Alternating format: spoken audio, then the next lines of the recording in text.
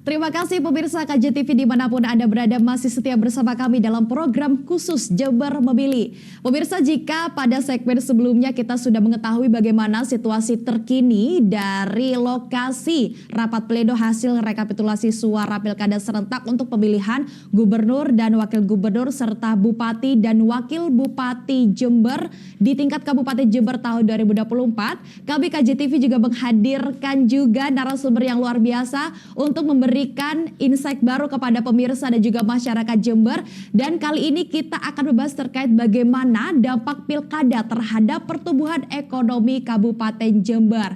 Pemirsa, kita tahu Kabupaten Jember merupakan ratusan dari banyaknya kabupaten kota yang melaksanakan pilkada serentak tahun 2024. Dan tentunya pilkada ini juga memberikan berbagai dampak bukan hanya dari sektor politik tapi juga sektor ekonomi. Dan untuk itu kita sudah menghadirkan satu narasumber yang luar biasa dari dosen Universitas Jember. Beliau adalah Ibu Dr. Yulia Indrawati SEMSI selaku dosen Fakultas Ekonomi Universitas Jember. Bu Yulia, apa kabar hari ini? Alhamdulillah baik. Alhamdulillah baik. Sebelumnya terima kasih Bu Yulia sudah berkenan hadir di studio kami untuk memberikan insight kepada pemirsa KJTV dimanapun mereka berada.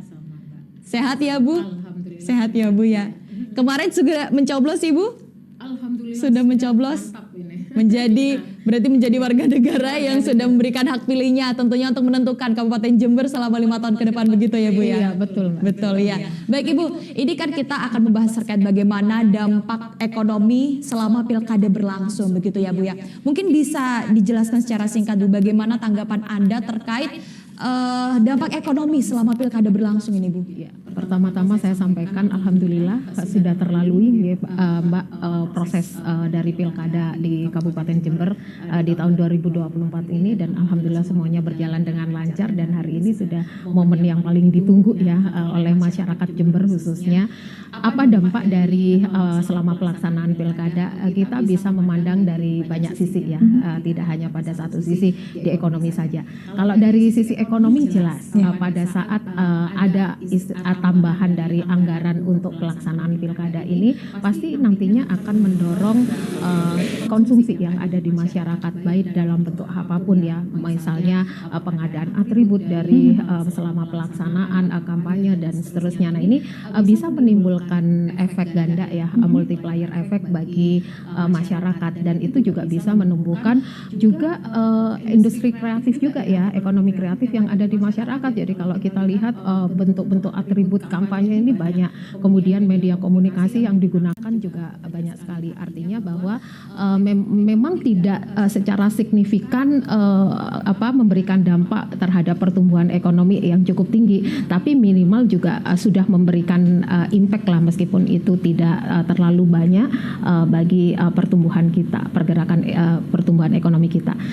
Di sisi lain bukan hanya dari sisi ekonomi saja ya, kita melihatnya sebenarnya pada antusiasme dan optimisme dari masyarakat ini yang perlu kita bangun. Jadi membangun optimisme, membangun ekspektasi ini Jember ini nanti ke depannya mau dibawa kemana. Artinya selama pelaksanaan pilkada yang berlangsung dengan lancar, masyarakat menurut saya literasinya juga sudah cukup bagus. Nah ini yang perlu kita bangun, sehingga dari optimisme maupun ekspektasi ini akan mempengaruhi bagaimana mereka untuk turut berkontribusi nantinya terhadap pembangunan ekonomi di Kabupaten Jember khususnya.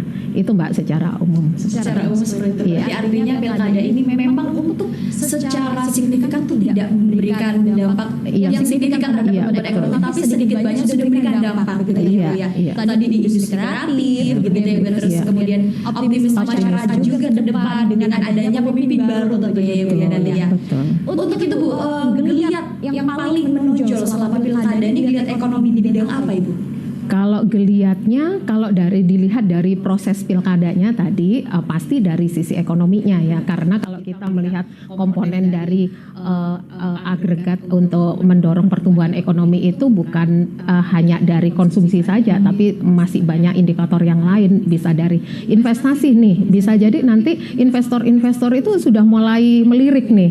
Nih Jember ini bagaimana situasinya, sudah kondusif, siapa dari pasangan-pasangan ini kan sudah menyampaikan visi dan misinya. Ini juga membangun bukan masyarakat secara umum saja, tapi juga investor juga pasti akan melihat sih gimana market signalnya untuk mereka bisa turut berinvestasi nih, menarik atau tidak dari visi maupun misi yang akan dibangun oleh pasangan-pasangan tersebut. Jadi secara tidak langsung memang tidak dalam short term ini ya, tidak dalam jangka pendek seperti multiplier efek dari konsumsinya saja, tapi dalam jangka menengah maupun jangka panjangnya. Nah ini juga pada saat itu menunjukkan kinerja yang bagus dari pelaksanaan ini, saya yakin bahwa pertumbuhan dari investasi pun juga akan semakin bagus juga di situ. Berarti ada kemungkinan investasi ini makin meningkat begitu ya, dengan adanya tahapan pilkada. Iya, karena itu istilah berikan komunikasi kepada publik, baik itu masyarakat umum maupun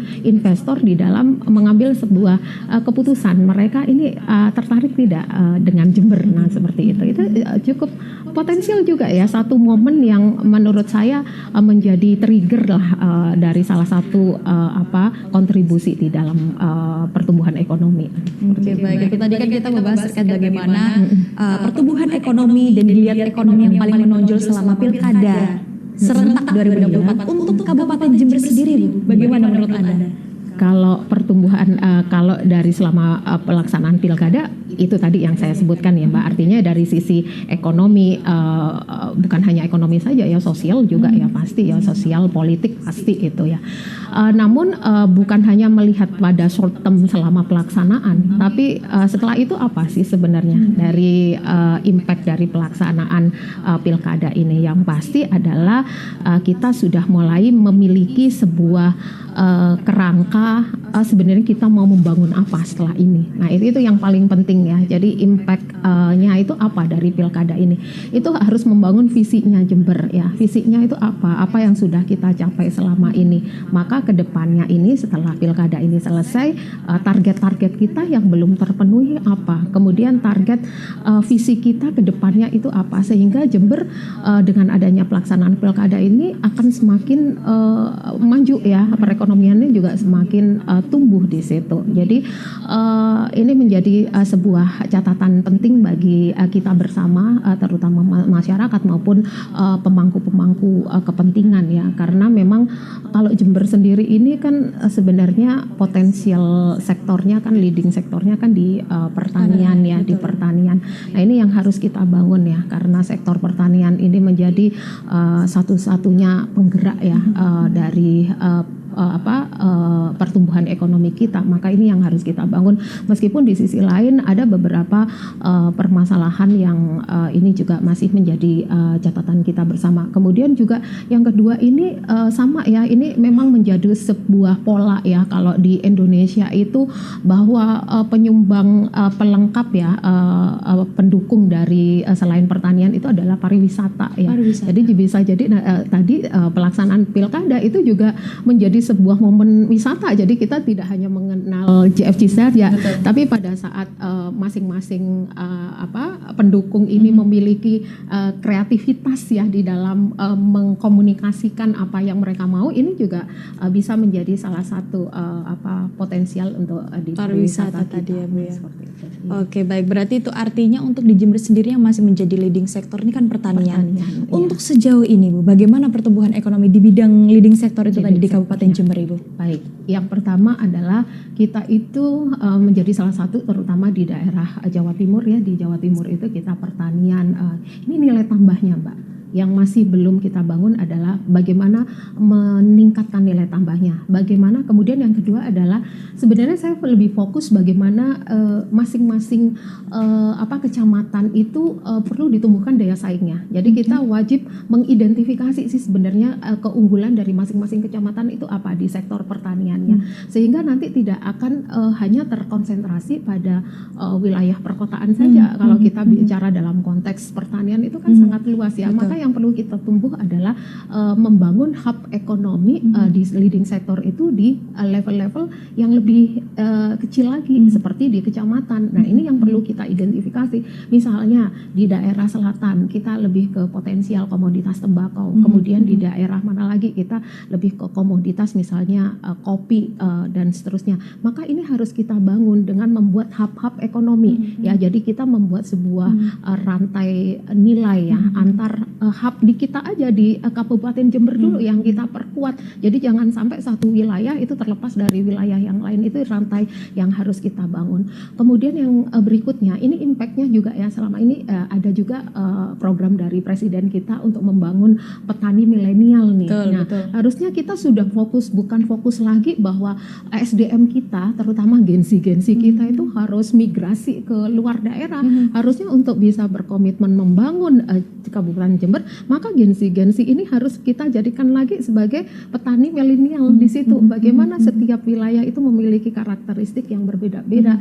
Inovasi itu yang utama ya. Kemudian inovasi itu akan melekat pada kompetensi dari SDM-nya. Sehingga kalau SDM-nya dan inovasinya ini bagus, maka productivity-nya juga bagus. Kalau productivity-nya bagus, maka di dalam membangun konsep pembangunan ini nantinya pertumbuhan ekonomi kita itu pasti akan berkelanjutan seperti itu. Itu kuncinya, Mbak. Berarti sejauh ini memang harusnya pemerintah tuh hadir untuk memetakan begitu ya Bu ya? Betul, Memetakan ya, dari masing-masing wilayah yang paling berpotensi untuk leading sektornya apa, begitu ya Bu ya, supaya nanti bisa dimaksimalkan dan itu akhirnya dapat memberikan dampak ekonomi kepada masyarakat, begitu ya Bu ya. Betul Mbak. Betul ya. Jadi ini yang penting itu sebenarnya kalau saya yang selain tadi pemetaan keunggulan, yang penting itu branding ya. Jadi branding itu bukan hanya dibangun atas satu sektor ya. Yang namanya branding itu penguatan di sumber daya yang ada. Nah, kita pada saat kita sudah memetakan keunggulan di masing-masing wilayah, sebenarnya Jember itu mau kita branding di apa? Kalau di pertanian berarti kita mau leadingnya itu brandingnya di apa? Itu misalnya kita mampu menciptakan generasi-generasi muda ini menjadi di dalam modernisasi pertanian. Nah, itu yang harus kita bangun. Itu salah satu keunggulan. Jadi yang namanya branding itu bukan asih dari pariwisata aja ya. Oh, kita branding pariwisata itu iya, mungkin di sektor yang lainnya. Tapi di pertanian sendiri yang itu menjadi sebuah sektor unggulan di kita. Nah, itu yang harus kita bangun. Jadi nggak perlu kita melakukan migrasi tenaga kerja kita harus dikirim keluar, nggak perlu. Kita coba upayakan untuk membangun sistem itu di dalam kabupaten kita sendiri. Itu yang paling penting sih Mbak. Berarti brandingnya. Branding dan Iya, itu betul. untuk branding itu perlu adanya inovasi begitu ya Bu. Betul. Dan inovasi itu juga membutuhkan para anak muda begitu ya Bu ya, Gen Z ya. Dan mereka tuh juga nggak harus langsung pindah ke kabupaten atau mungkin ke daerah pedesaan, tapi mereka bisa berinovasi begitu ya Bu ya, untuk bagaimana caranya untuk mengembangkan potensi pertanian yang ada di desanya masing-masing. Dan tentunya ada inovasi begitu ya Bu ya, ada dan inovasi. dukungan dari pemerintah daerah Dan sendiri, dukungan. beserta juga nggak bisa bekerja sendiri ya, pemerintah daerah Mbak perlu kolaborasi ya. Kolaborasi. Nanti dengan universitas misalnya harus membangun misalnya satu dosen satu desa, gimana pengembangan inovasinya. Nah, dengan swasta pasti untuk investasinya agar kita memiliki sebuah ceruk pasar yang baru. Jadi kita itu harus mencari, menggali apa sih ceruk-ceruk pasar kita. Yang itu bisa kita gali bukan kita melihat di daerah perkotaan, tapi coba kita lihat di masing-masing wilayah kita yang tipikal karakteristiknya berbeda, apa ceruk-ceruk pasar yang bisa kita gali, ceruk pasar ekonominya. Gitu. Itu kan termasuk, ini kan kita tahu Bu bahwasanya selama proses pilkada ini banyak sekali baliho-baliho yang ada di jalan-jalan, kita tahu ya Bu selama proses pilkada. Ini kan juga mengandalkan dari baliho itu berangkat dari petani, pasti itu dari petani ya Bu ya. Itu apakah juga berdampak selama di Jember Ibu? Iya. Seperti karet atau apa gitu Bu? Karet dan seterusnya, ini kan bahan baku ya. Sebenarnya kalau kita runut sebenarnya kita mengenal ada forward linkage dan backward linkage ya. Di sektor pertanian itu tidak hanya dia berkontribusi pada sektor pertanian, dia nanti bisa jadi ke pengolahan atau nanti yang tadi menciptakan industri kreatifnya. Jadi bahan atau sumber daya yang digunakan selama pilkada ini apakah sudah mengusung SDGs, mengusung yang green green economy, menggunakan resource yang yang terbarukan, yang renewable dan seterusnya. Nah, ini pada saat konsep itu sudah dibawa oleh masing-masing peserta pemilu ini, maka ini juga secara berkesinambungan, maka impact-nya itu juga akan luar biasa sekali dari adanya ini. Jadi yang terpenting adalah bagaimana sih sebenarnya kita membangun keterkaitan antar sektornya tadi. Jadi bukan hanya ansih kita bicara kalau pertanian kita hanya di pertanian saja, tapi bagaimana pertanian itu bisa memberikan forward maupun backward linkage pada sektor-sektor yang lainnya, termasuk pariwisata ya. Jadi itu akan menjadi sebuah berkelanjutan pada saat misalnya sudah ada branding di tiap wilayah ya. Maka secara otomatis nanti secara berkelanjutan sektor pariwisatanya juga ini. Jadi sektor pariwisata itu kalau kita menjadikan branding bukan hanya at the point time, tapi harus kita memikirkan bagaimana keberlanjutan. Maka buatlah kita semacam master plan ya. Jadi master plan wilayah kita itu apa untuk mendukung keterkaitan antar sektornya gitu, Mbak Aji. Tadi artinya di pertanian ini bukan hanya berhenti sebagai bahan baku saja ya Bu ya. Itu banyak sekali keterkaitan dengan berbagai sektor. Bahkan di industri kreatif juga terhubung begitu ya Bu ya, antara petani juga tadi itu ya Bu ya. Khususnya di proses tahapan pilkada selama berlangsung begitu ya Bu ya. Itu betul Mbak Aji. Iya baik. Tadi juga sempat dibahas terkait pariwisata ini kan juga memberikan dampak ekonomi yang cukup besar kepada masyarakat. Sejauh ini menurut Bu Yulia bagaimana pertumbuhan ekonomi di bidang pariwisata untuk Kabupaten Jember Bu Yulia? Pariwisata di Kabupaten Jember yang pasti brandingnya adalah selalu pihak luar adalah GSG, pasti seperti itu. Tapi kan kita tidak, meskipun impactnya tadi saya jelaskan linkage-nya banyak sektor ya, tadi menggunakan bahan-bahan yang ramah lingkungan dan seterusnya, memanfaatkan hasil pertanian tadi misalnya kopinya dijadikan sebagai bahan untuk bajunya juga dan seterusnya. Jadi tapi kita tidak berhenti di situ aja. Artinya di dalam membangun branding di pariwisata katakanlah yang didukung oleh sektor pertaniannya juga, maka yang harus diperhatikan adalah ini Mbak, membangun penguatan sumber dayanya. Jadi untuk bisa long term, untuk bisa sustain, kita bicaranya bukan lagi short term ya, bukan lagi jangka pendek, tapi sustainability-nya itu bagaimana? Bagaimana nanti kalau diikuti misalnya ya oleh, ini kan kemungkinan ya, biasanya kalau satu branding akan di launching ke pasar pasti akan diikuti oleh turunan-turunan lainnya dari daerah lain. Nah ini kan harus kita terus berinovasi. Nah untuk membangun sustainability dari branding kita itu harusnya ya itu tadi menggali seluruh sumber daya yang sudah kita petakan tadi Mbak. Jadi membangun unit-unit bisnis. Jadi bukan hanya dari JFC, tapi bagaimana selama pelaksanaan misalnya pariwisata itu atau pelaksanaan pilkada itu, bagaimana daerah-daerah ini tadi bisa kita optimalkan dengan membangun branding mereka. Ya kalau misalnya kita beri contoh misalnya di Bali, kenapa Bali itu menjadi center? Nah seperti itu. Karena apa? Unit-unit bisnisnya itu udah ada di berbagai daerah. Nah itu yang kita bangun. Jember punya Papuma, Jember punya beberapa desa wisata, Jember punya beberapa produk-produk tradisional yang dihasilkan oleh masyarakatnya. Nah ini yang harus kita buat semacam master plan-nya. Jadi harus jelas master plan-nya tidak hanya terkonsentrasi pada satu unit bisnis tertentu, tapi bagaimana unit-unit bisnis potensial lainnya harus kita bangun di situ, Mbak Aji. Itu yang paling penting sih. Berarti artinya memang harus dipetakan ya Bu ya. Betul, harus itu. dipetakan. Kata kuncinya sebenarnya harus dipetakan itu, Mbak Aji. Selama ini kita hanya terkonsentrasi pada tujuan jangka pendek, sustainability-nya yang harus kita pikirkan seperti itu untuk bisa membangun Jember di mata baik itu di lokal maupun nasional bahkan internasional ya. Masyarakat asing itu banyak.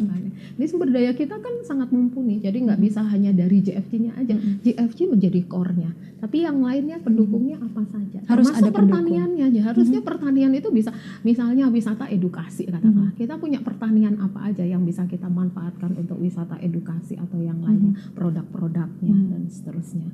Kami rasa tadi kembali lagi ya, kolaborasi menjadi penting ya. Nggak bisa pemerintah daerah nantinya ke depannya nggak bisa berdiri sendiri ya, harus dengan perguruan tinggi, harus dengan swasta untuk menarik itu.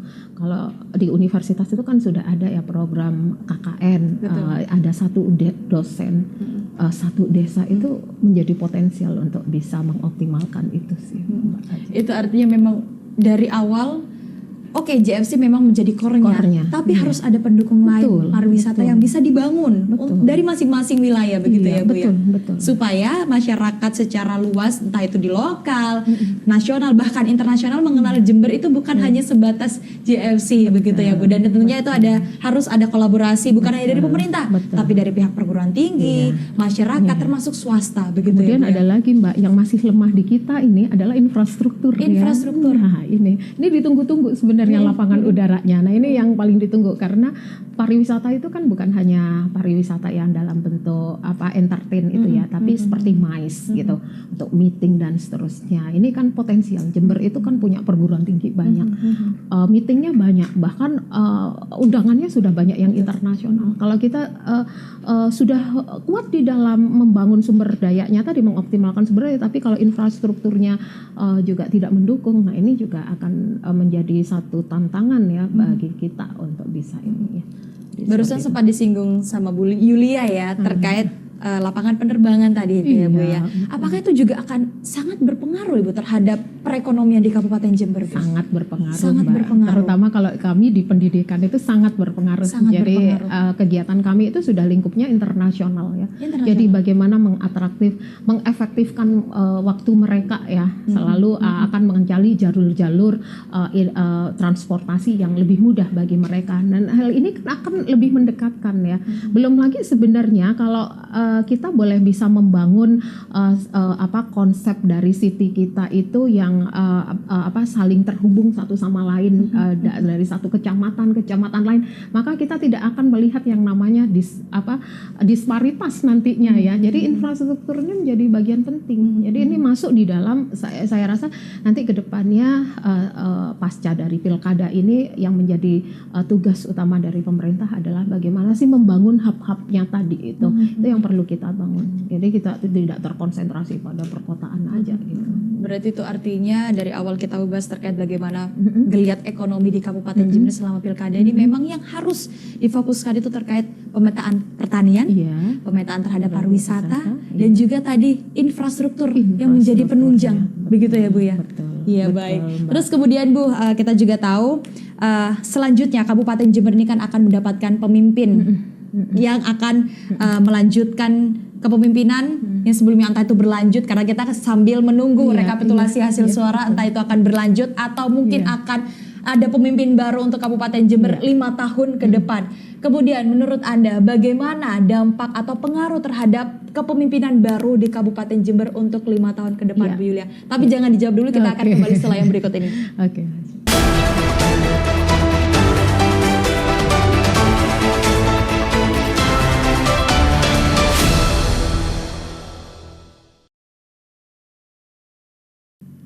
Terima kasih pemirsa, Anda masih bersama kami dalam Jember Memilih. Kita juga masih bersama narasumber yang luar biasa, Ibu Yulia sebagai dosen Fakultas Ekonomi dan Bisnis Universitas Jember. Bu Yulia, kita lanjutkan pada segmen sebelumnya di mana saya tanya bagaimana menurut Anda pengaruh kepemimpinan baru selanjutnya, entah itu akan berlanjut karena kita juga sambil menunggu hasil rekapitulasi dari KPU begitu ya Bu ya, entah berlanjut atau baru terhadap pertumbuhan ekonomi di Kabupaten Jember Bu Yulia.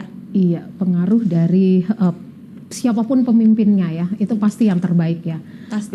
Kembali lagi ke yang awal Mbak Aci, jadi optimisme masyarakat itu yang perlu kita bangun ya. Jadi bukan hanya dari pemimpin, tapi bagaimana sebenarnya dari pilkada ini bisa melahirkan sebuah optimisme di dalam masyarakat. Bagaimana masyarakat kemudian tergerak untuk bagaimana membangun visi bersama. Jadi memilih pemimpin siapapun pemimpinnya yang pasti harus visioner. Betul. Pasti untuk mendukung pertumbuhan itu kan agregatornya kan banyak ya. Jadi bukan hanya pada saat pilkada, tapi juga banyak penunjangnya ya. Jadi kontribusinya banyak.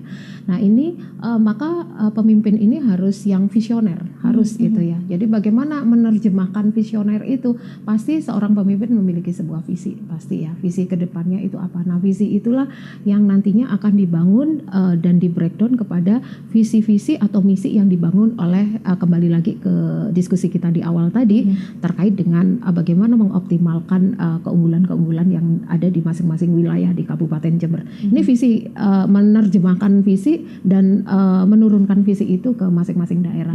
Itu yang harus menjadi tugas utama bagi siapapun pemimpinnya. Yang pasti evaluasi atas apa capaian-capaian yang kita bisa dapatkan ya, kita lihat dari di pemimpinan sebelumnya, ini kan menjadi satu evaluasi catatan apa saja yang kurang, apa ya saja yang sudah lebih yang perlu kita tingkatkan, yang kurang apa. Kemarin kan di debat masalah kemiskinan nih, maka kita harus cari akar masalahnya kemiskinan di mana ya. Kemiskinan itu kan multidimensi, itu kita kaitkan masalah stunting misalnya seperti itu.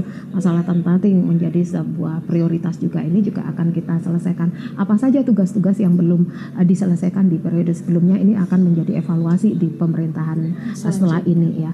Kemudian menjadi seorang pemimpin selain visioner, yang terpenting itu sebenarnya kata kuncinya adalah komitmen. Jadi bagaimana pemimpin itu mampu membangun tata kelola kelembagaan yang itu harus diperkuat dengan komitmen bersama. Jadi mulai bukan hanya dari pemerintah kabupatennya, tapi bagaimana membreakdown sebuah komitmen, membangun komitmen bersama untuk pertumbuhan ekonomi Jember hingga ke level yang paling bawah. Ini yang paling penting, dan itu tidak bisa kita bangun dalam waktu yang singkat juga, betul, ya. Betul. Jadi bagaimana culture itu harus kita bangun sampai pada semua lini, sampai pada level kewilayahan juga. Nah itu ya. Kemudian yang kedua adalah inovasi, itu yang harus selalu digaungkan ya. Jadi kalau tidak inovasi sekarang perkembangan teknologi, termasuk apalagi Gen Z-nya itu banyak ya. Betul, di Jember itu kan sebenarnya kontribusi terbesar pertumbuhan ekonomi kita kan permintaan agregatnya dari konsumsi. Banyak mahasiswa, banyak perguruan tinggi di sini. Ini Jember tidak akan ada kantor perwakilan Bank Indonesia kalau tidak ada mobilitas dari uang beredar yang cukup banyak sekali. Nah ini kan multipliernya sangat tinggi sekali ya bagi aktivitas sektor-sektor yang lainnya. Nah ini harusnya kita akan membangun inovasi di situ. Banyak potensial generasi-generasi muda yang ada di Kabupaten Jember ya. Siapa tahu nanti mahasiswa yang berasal dari luar daerah tertarik untuk menetap di Jember, untuk mengembangkan Jember karena sudah berkembang ya, pertumbuhan ekonominya bagus ya.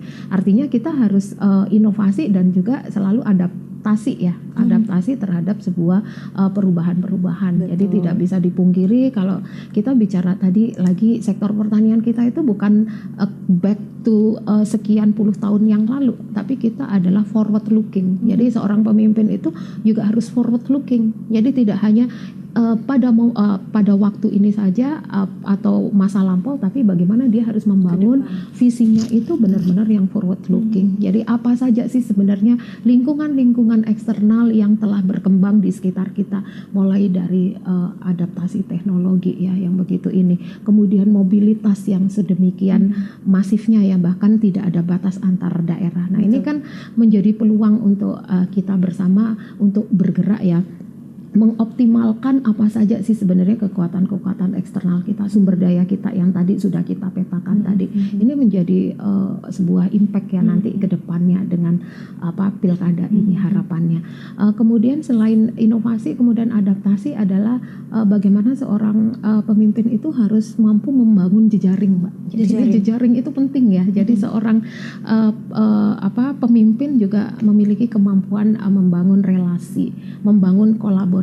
Jadi bukan lagi kompetisi ya, tapi adalah kolaborasi. Jadi bagaimana dia mampu menghadirkan investasi untuk hadir di sini. Sebuah pertumbuhan ekonomi tidak akan bergerak tanpa didukung oleh investasi. Bukan hanya dari konsumsi. Memang benar, McKinsey itu memproyeksi bahwa pertumbuhan ekonomi di Indonesia itu lebih banyak dikontribusi oleh dari konsumsi sampai dengan 2030. Tapi kan tidak, optimalisasinya tidak hanya dari itu. Bagaimana kita membangun kolaborasi itu yang bisa menciptakan yang namanya investasi, sehingga multipliernya akan tambah lagi ya, pengganda pertumbuhan ekonominya akan bertambah. Kemudian juga orientasinya juga forward looking, itu adalah sudah internasional juga ya. Jadi kita sudah mulai memetakan nih, tadi kalau leading sektornya itu di sektor pertanian nih, sudah harus berorientasi, pertaniannya sudah harus diarahkan memiliki nilai tambah, memiliki ceruk pasar yang baru, dan ceruk-ceruk itu yang bisa kita kita perluas dengan extend di luar negeri. Kayak tembakau kita kan sebenarnya sudah ekspor juga ya, itu menjadi satu potensial juga. Belum lagi potensi-potensi komoditas pertanian yang lainnya. Nah ini yang harus kita bangun, termasuk juga pariwisatanya tadi. Ini kan ceruk baru yang juga bisa kita ekspor juga ya. Betul. Artinya kan jasanya bisa kita ekspor ke lingkup nasional. Jadi seorang pemimpin harus seperti itu, Mbak. Jadi bagaimana dia harus memiliki visioner, kemudian membangun tata kelolanya sampai dengan eksternalnya. Kemudian yang penting juga Mbak Aci dari pilkada ini adalah yang dibutuhkan untuk bisa mendorong pertumbuhan kita akan lebih baik lagi adalah perencanaannya. Jadi di sistem perencanaan pembangunan daerahnya harus sedemikian yang sudah memperhatikan sustainability. Sekali lagi dari diskusi kita di awal, sebenarnya kata kuncinya dari saya itu adalah sustainability. Kita tidak hanya memiliki orientasi kita jangka pendek, tapi bagaimana membangun sustainability itu tadi. Maka perencanaan dari pembangunannya itu tadi juga harus diarahkan pada yang basisnya bagaimana kita bisa berbasis pada kata resiko ya. Kita itu harus memikirkan Mbak, dari satu program apa resiko yang hadir, apa peluang yang hadir di situ. Itu harus kita petakan. Jadi perencanaan itu benar-benar harus komprehensif membangunnya, harus integrated. Jadi harapannya nanti dari sini siapapun pemimpinnya, lanjutkanlah apa yang sudah berhasil di yang sebelumnya, evaluasilah apa yang kurang dari sebelumnya, lakukan perbaikan, kemudian optimalkan sumber daya yang sudah kita miliki. Baik, Bu Yulia, itu artinya jika tadi saya bertanya tentang bagaimana pengaruh kepemimpinan terhadap pertumbuhan ekonomi di Kabupaten Jember selanjutnya, ini saya mendapat 5 poin. Ada visioner, kemudian komitmen, inovasi, adaptasi, dan juga jejaring. Dan yang paling utama juga optimisme dari masyarakat. Optimisme dari masyarakat, begitu ya Bu ya. iya. Tadi juga sempat disinggung terkait pertumbuhan ekonomi ini. Memang konsumsi itu menjadi modal utama dalam pertumbuhan ekonomi, tapi juga ada investasi, gitu. Seberapa berpengaruh investasi ini terhadap Kabupaten Jember untuk pertumbuhan ekonomi ke depan, Ibu? Iya, baik. Kalau dari sisi investasi, saya melihat perkembangan investasi di Jember sudah mengalami peningkatan ya, apalagi dengan industri-industri kreatif tadi yang ini ya. Tapi mendorong investasi ini tidak kemudian dalam arti kita meninggalkan keunggulan atau kearifan lokalnya. Jadi lokalitas tetap Mbak. Tadi dari kita mengidentifikasi keunggulan di masing-masing wilayah, maka bagaimana sebenarnya kita berkolaborasi dengan capital, penguatan capital yang ada dari hasil investasi itu akan membuat sebuah ceruk pasar yang semakin kuat lagi di situ. Jadi ini potensial dan saya yakin pertumbuhan ekonomi tidak akan berjalan tanpa adanya investasi. Itu selalu ada, harus ada ya seperti itu. Baik itu investasi yang kita dapatkan dari internal kita domestik maupun dari luar negeri. Jadi kalau nanti pemerintahan baru bisa mendatangkan investor dari luar negeri misalnya untuk membangun bagaimana misalnya kita fokus di sektor pertanian atau sektor industri pariwisatanya kita bangun sedemikian rupa, ini akan menjadi daya ungkit lagi di pertumbuhan ekonomi kita, tapi dengan catatan bahwa branding maupun keunggulan itu bisa dibangun pada saat kita sebenarnya memiliki uniqueness. Jadi keunikan lokalitas kita itu harus tetap ada. Jadi jangan sampai nanti ada banyak investasi masuk, kemudian lokalitasnya kita hilang. Nah seperti itu ya, itu jangan sampai. Jadi justru keunikan lokal itulah yang harus kita bangun ya. Yang harus dijual juga. Yang harus dijual juga menjadi bagian dari sistem itu tadi ya. Jadi pemimpin itu sudah harus mulai memikirkan seperti itu. Itu artinya memang sejauh ini untuk investasi di Kabupaten Jember sudah meningkat. Begitu ya Bu, tapi harus tetap kita menjaga lokalitasnya tadi ya Bu ya, sebagai mungkin menjadi ini ya Bu ya, daya tarik dari para investor, kemudian menjadi kunci dari tiap-tiap wilayah begitu ya Bu ya. Kemudian satu lagi Mbak, sekarang kalau dilihat dari data ya, berdasarkan data dari Bank Indonesia, kita itu di tengah dengan perlambatan ekonomi global, justru ekspor non migas kita itu mengalami kenaikan. Jadi ekspor non migas itu termasuk di dalamnya adalah sumbangan dari UMKM kita. Nah ini kan unit-unit ekonomi, unit-unit usaha ekonomi yang perlu kita perkuat juga. Dan itu di tengah perlambatan ya. Kenapa Indonesia ini membangun optimisme itu? Artinya Jember juga harus bisa membangun itu ya. Artinya bagaimana kita memperkuat sektor-sektor non migas kita ya, termasuk diantaranya adalah UMKM kita ya. Jadi bagaimana UMKM kita sudah harus yang bisa memiliki daya saing yang tinggi, menjadi smart UMKM dan seterusnya. Apalagi ini lebih banyak sih Gen Z ya, dan di Jember ini sudah kafe-kafenya banyak ya dengan identical unit-unit yang menarik gitu lah. Ini kan potensial ya, potensial sekali. Di samping juga ekspor dari usaha-usaha mikro kita yang usaha mikro kecil menengah kita yang juga sangat potensial juga ya. Ini cukup menarik Bu, baru kita mendapatkan informasi yang sangat ini kita mungkin sebelumnya tidak tahu. Sebenarnya perlambatan ekonomi, tapi di sisi lain ternyata ekspor non migas kita itu meningkat, dan itu juga berasal dari para UMKM kita, yang mana itu dekat dengan keseharian kita, begitu ya Bu ya. Tadi juga disinggung terkait bagaimana UMKM ini banyak di kalangan Gen Z, smart UMKM. Itu yang Gen Z Bu. Kemudian bagaimana untuk masyarakat yang mungkin masih belum bisa adaptasi terhadap pembaruan teknologi untuk meningkatkan smart UMKM tadi itu Bu? Iya, betul Mbak Asri. Jadi yang perlu dibangun itu sebenarnya sasaran dari unit bisnis itu tidak hanya dari Gen Z ya, tapi seluruh ya pelaku pasar itu kan banyak ya, karakteristiknya juga banyak. Yang pertama harus dibangun adalah literasinya, literasi atas sebuah perubahan, Mbak. Jadi kita belajar dari krisis pandemi kemarin bahwa kekuatan dari UMKM itu bisa dibangun pada saat dia memiliki inovasi.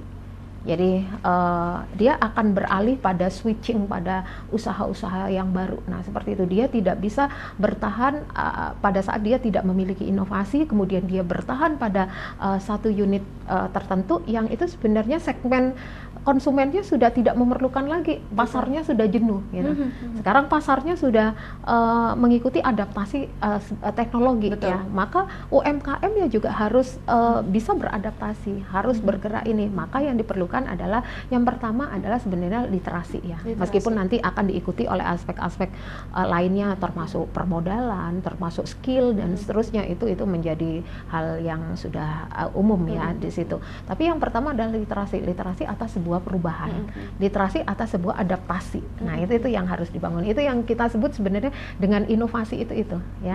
Tanpa literasi maka ya dia tidak akan bisa istilahnya ya hanya bergerak pada satu kondisi yang hanya steady di situ aja ya.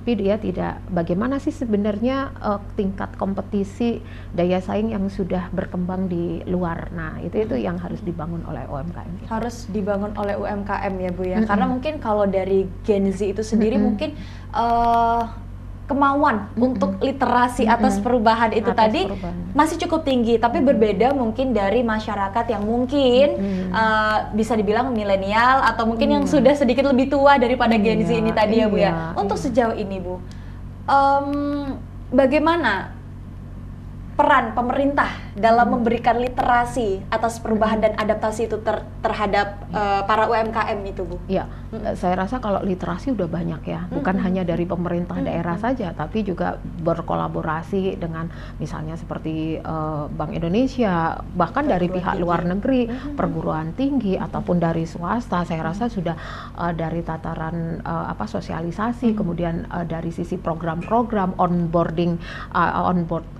dari UMKM-nya sendiri ya, bahkan diinkubasi, bahkan ya ada kurasinya juga, bahkan untuk meningkatkan nilai tambahnya dari produk-produknya UMKM akan bisa berdaya saing, itu kan dikurasi. Nah itu sampai ke tahapan itu sudah bagus ya. Tapi yang dibutuhkan sebenarnya kan ini masyarakat itu dihadapkan banyak permasalahan klasik ya, artinya seperti itu. Ya, misalnya unit-unit usaha UMKM yang dalam tanda kutip produk-produknya nih tidak mengikuti inovasi atau adaptasi pada dinamika yang baru, maka ini diperlukan kolaborasi lagi, Mbak. Jadi nggak bisa berdiri sendiri, unit-unit ini nggak bisa berdiri sendiri, harus kita kolaborasikan. Misalnya Mbak Aci supplier dari bahan bakunya, kemudian saya nanti di packagingnya atau di apa. Nah ini yang harus dibangun keterkaitannya ya. Ini dibutuhkan apa istilahnya, sekali lagi roadmap lagi ya. Jadi roadmap pengembangan UMKM-nya itu mau diarahkan kemana. Nah, seperti itu sih Mbak Aci. Jadi lebih pada bagaimana menggerakkan inovasi dari UMKM. Ini satu contoh ya Mbak, saya pernah lah di daerah Ambulu gitu untuk batik ya. Kalau saya boleh bandingkan, adalah satu lembaga swadaya SSM gitu mengembangkan seperti sumber daya kayak ini Mbak, akar-akar dari tumbuhan itu sampai dikemas sedemikian rupa sehingga memiliki nilai tambah yang pasarnya sudah internasional. Nah kemarin saya sempat misalnya di wilayah pesisir itu ada batik, pengembangan batik ini sebenarnya bisa kita optimalkan mungkin dari motifnya yang sudah mengikuti inovasi dari kebutuhan konsumen kita saat ini, kemudian membuat nilai tambahnya dalam bentuk produk-produk turunan lainnya yang lebih ini. Kemudian bagaimana kemudian dari hilirisasinya ya, ini kan juga perlu bukan hanya di hulunya saja tapi hilirnya juga. Ini pasarnya ini biar lebih marketable gimana nih. Nah ini kan bentuk sentuhan dari e-marketing ya, butuh sentuhan dari inovasi dari teknik strategi pemasarannya. Jadi intinya kita tidak bisa berdiri sendiri. Itu aja sih Mbak, nggak bisa, kita akan tergerus dengan persaingan, tergerus akan dinamika gitu. Iya.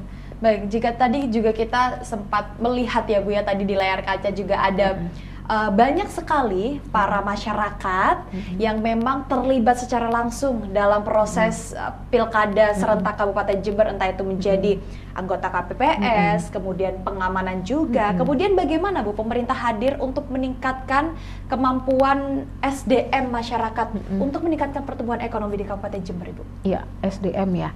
SDM yang pasti membangun literasi itu tidak mudah. Betul, ya, betul. Membangun literasi, infrastrukturnya sudah ada, tapi literasinya tidak ada. Maka literasi itu harus dibangun mulai dari lini yang paling terkecil, level yang paling terkecil dulu.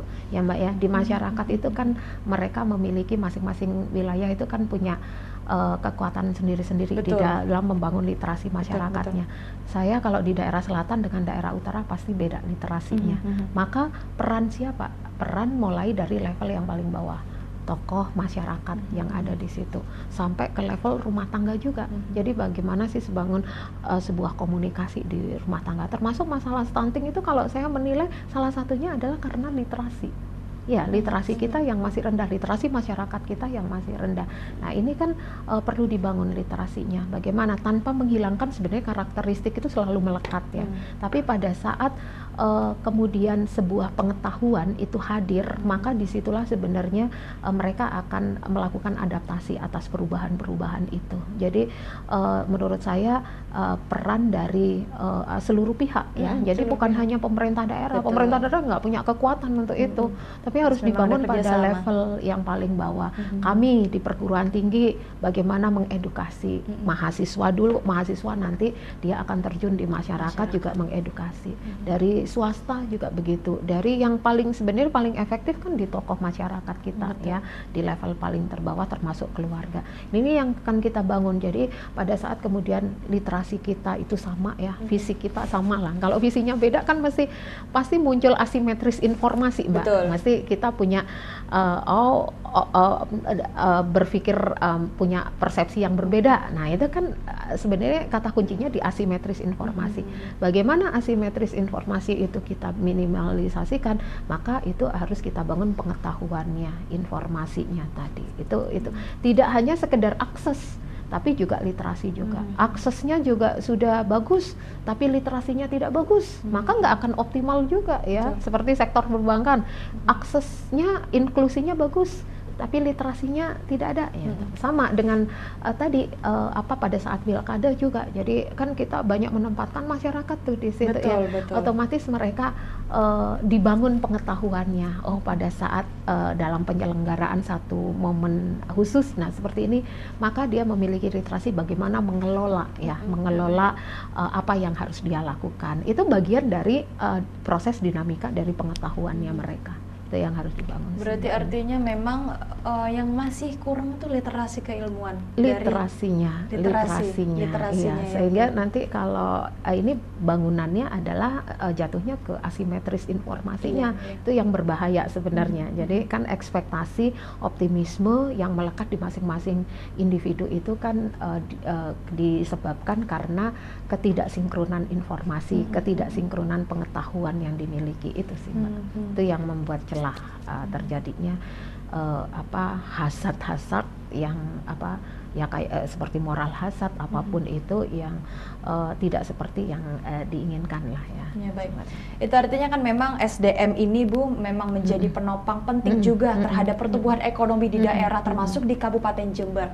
Dan kita tahu juga bahwasanya di Jember ini ada 2 calon yang mana mereka adalah putra terbaik Kabupaten Jember, sama-sama putra terbaik Kabupaten Jember, dan mereka sama-sama memiliki pendukungnya masing-masing untuk mencapai kepada visi yang sama. Nanti setelah ini, bagaimana menurut Anda untuk menyatukan visi dari para pendukung ataupun daripada kedua paslon ini nanti setelah hasil putusan yang akan diberikan oleh KPU nanti, Ibu? Iya.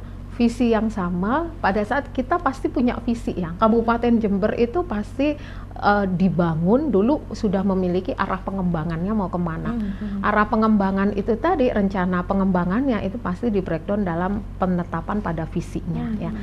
Harus sama ya. Jadi siapapun pemimpinnya, visinya apa? Jember akan dibawa kemana ke depannya.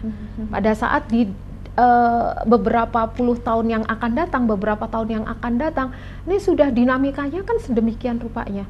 Nah, kita harus membangun visi tadi yang saya sampaikan di sesi sebelumnya, Mbak. Jadi visioner yang dibangun dengan ekspektasi yang forward looking. Jadi itu yang paling penting yang harus dibangun oleh masing-masing pemerintah daerah, dan komitmen itu yang paling penting ya. Itu komitmen. Tanpa komitmen ini keberhasilan kepemimpinan pemimpin daerah itu ditentukan oleh komitmen yang dibangun sendiri oleh pemimpin. Bagaimana seorang pemimpin bisa mengorganisir yang di level terbawahnya, mengorganisasikan, mengoptimalkan sumber daya yang dia miliki. Ini sama. Saya rasa siapapun pemimpin kita, mau dari pasangan nomor 1, nomor 2 itu sama ya. Jadi dibangunnya harus seperti itu. Pasti harus berpedoman lagi pada apa visi yang akan dibangun ke depannya. Ini Jember bukan lagi Jember beberapa tahun yang lalu, tapi Jember adalah Jember yang akan dibangun beberapa tahun yang akan datang. Nah, itu yang harus bersama-sama berkomitmen untuk memperkuat itu tadi. Itu artinya kan memang setelah nanti ada penetapan kita harus satu visi, begitu ya Bu, harus satu visi untuk membangun, karena SDM ini merupakan satu penopang juga dalam pertumbuhan ekonomi di Kabupaten Jember, begitu ya Bu ya. Itu jika nanti setelah penetapan dari KPU. Untuk saat ini Bu, bagaimana SDM di Kabupaten Jember ini terhadap pertumbuhan ekonomi? Iya, meskipun memang angka IPM-nya agak sedikit ini ya Mbak, turun, mungkin signifikansinya nggak terlalu ini jauh juga ya. Artinya human capital itu yang utama Mbak. Jadi salah satu kalau di teori pertumbuhan ekonomi endogen ini agak sedikit teoritis ini. Salah satu penopang yang paling utama untuk mendorong pertumbuhan ekonomi adalah di inovasi, kemudian penguatan SDM. Ya, ini yang menjadi bagian penting. Jadi tanpa kita hanya berpangku pada teknologi, tapi kalau SDM-nya tidak berkualitas, maka ini teknologi ini mengalami diminishing ya. Kalau teorinya itu kan teknologi itu mengalami diminishing, tapi kalau human capital, jadi modal manusia itu tidak akan mengalami diminishing. Nah, itu yang harus kita bangun, core-nya harus di sana. Jadi pemerintah daerah nantinya siapapun pemimpinnya, bagaimana untuk membangun kualitas dari SDM-nya itu melalui ya tadi itu dibangun dari apa sih untuk kualitas SDM ya pasti literasinya tadi, pengetahuannya tadi, pengetahuan yang bukan hanya pengetahuan sekali lagi kita nggak perlu backward looking ya, tapi kita perlunya adalah di forward looking. Nah itu membangun SDM kita ke depan itu seperti apa sih? Ini perubahan eksternalnya sudah sedemikian masifnya, maka kita harus dengan cepat membangun SDM kita yang tadi harus punya inovasi, itu yang harus dibangun ya. Inovasi nggak bisa berdiri sendiri, balik lagi di kolaborasi tadi. Tidak bisa misalnya penguatan di satu SDM tertentu tanpa dibangun oleh kolaborasi dari SDM yang lain. Kan pasti masing-masing punya kompetensi sendiri-sendiri kan Mbak Anji. Nah ini kalau kita kemudian kolaborasikan, ini akan menjadi agregasi yang sangat bagus untuk memperbesar ya, memboosting dari pertumbuhan ekonomi kita. Itu yang utama ya. Jadi sampai ke bawah, jangan sampai ada masyarakat kita yang secara literasi dan inklusi, bahkan ya inklusi ke pendidikan masih belum tersentuh oleh pendidikan nih ya. Misalnya mungkin kalau kita di remote area itu ada masyarakat yang literasinya enggak usah sekolah sudah bisa jadi sudah sukses. Nah seperti ini literasi, kembali lagi kan ke literasi lagi ya. Jadi bagaimana kemudian menyadarkan masyarakat bahwa pendidikan itu penting, pengetahuan itu penting sebagai bagian sebuah dinamika di mana peradaban itu akan lebih baik dibangun dari adanya pendidikan maupun pengetahuan tadi. Itu sih. Cukup menarik, berarti artinya kalau kita menggunakan teori ekonomi yang tadi ya Bu ya, itu ada inovasi dan juga dari SDM-nya, begitu ya Bu ya. SDM ini tadi juga yang menjadi catatan dari Bu Yulia ini tentang pemerintah ini harus membangun dengan cepat SDM supaya memang pertumbuhan ekonomi dapat meningkat dengan baik.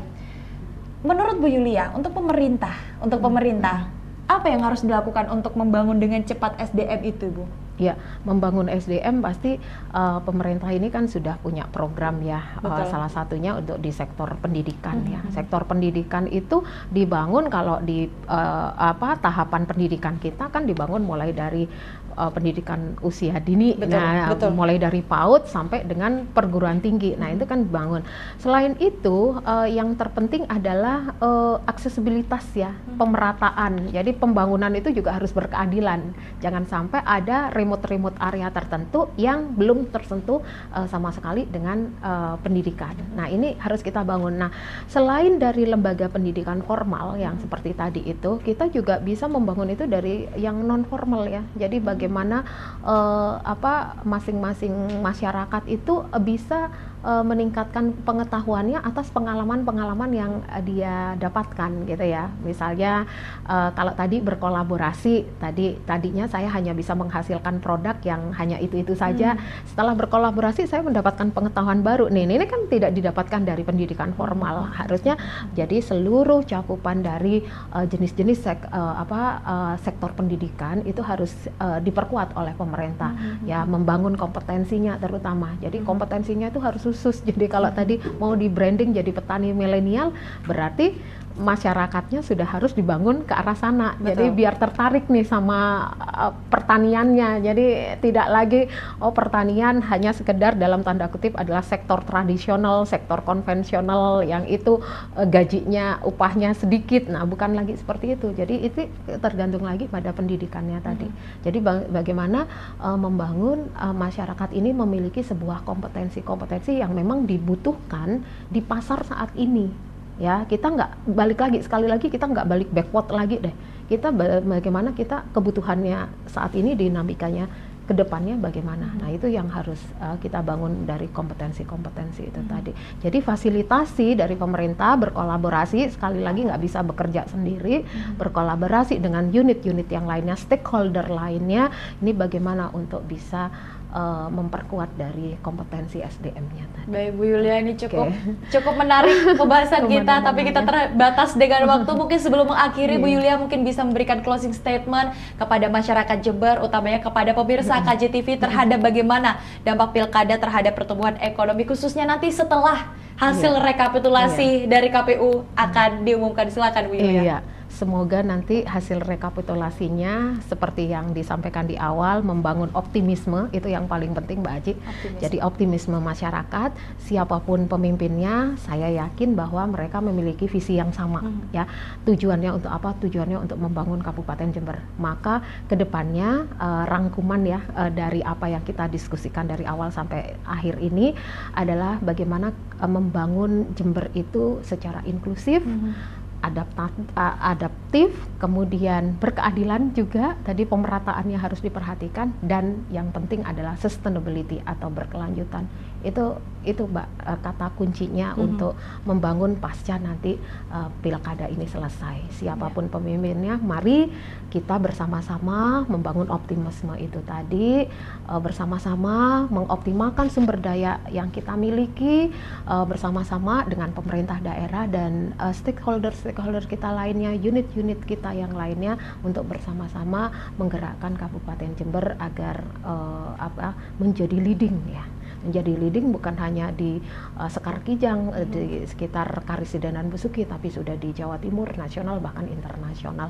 Itu harapannya ke depannya. Harapan ke depan, dan juga Betul. tentunya tadi sempat disinggung, siapapun pemimpinnya, mereka adalah memiliki visi untuk Visi memberikan yang sama, iya. keterbakan untuk Kabupaten Jember, memberikan kemajuan untuk Kabupaten Betul, Jember, dan betul. tentunya juga tadi yang menjadi PR mungkin untuk pemerintah selanjutnya, siapapun yang nanti akan diumumkan hasilnya dari KPU, harus ada pemetaan Betul, dari masing-masing wilayah, Betul, dari Mbak. berbagai sektor, begitu ya Bu, Betul, entah betul. pertanian, Ada, pariwisata, dan betul. apapun itu harus ada pemetaan supaya dapat dikerjakan secara maksimal, Iya, begitu ya Bu ya. betul. Dan pemerintah juga harus bersifat inklusif, kemudian adaptif, dan juga berkeadilan, dan juga yang pasti sustainable, Sustainability. berkelanjutan, Iya, begitu ya Bu. berkelanjutan, betul. Bu Yulia, terima kasih atas segala Sama-sama, informasi yang diberikan, Mbak. atas ilmu yang diberikan juga kepada saya, kepada pemirsa KJTV dan masyarakat Jember secara umum. Terima kasih Bu Yulia, sehat selalu. sama-sama. Dan pemirsa, itulah tadi diskusi tentang bagaimana dampak pilkada, dampak ekonomi selama tahapan pilkada di Kabupaten Jember.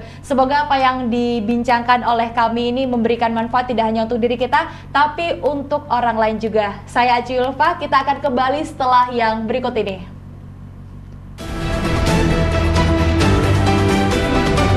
Makasih ya Mbak. Iya. Habis lagi. Ya, makasih ya Mbak Aci.